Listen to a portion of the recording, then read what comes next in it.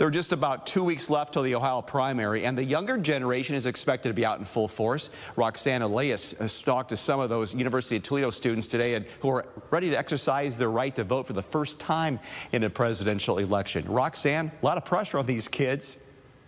Dan, most of the UT students I spoke to sounded very eager for primary day. They tell me it'll be a milestone in their life as they make their voices heard. This is my first presidential election I'd be voting in. This year, this will be my first time voting.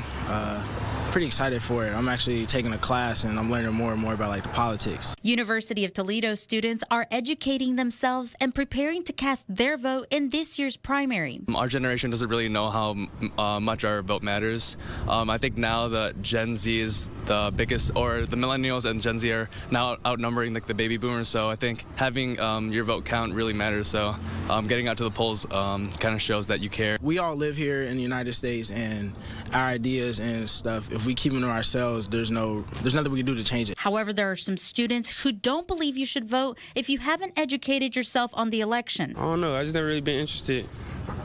I don't know. Maybe when I get older, I guess. Issues brought up by the students include climate change, finances, and the safety in my neighborhood, since I don't live on campus and I have to frequently travel back and forth early in the morning and late at night. But if you're on the fence about voting, students say you shouldn't believe your voice doesn't matter. I think it'll make an impact because every vote counts. I know I've heard of a couple elections where, even the smaller ones, where one vote really did make a difference. You can't really complain then if something happens that you didn't want. In Toledo, Roxanne Elias, WTOL 11.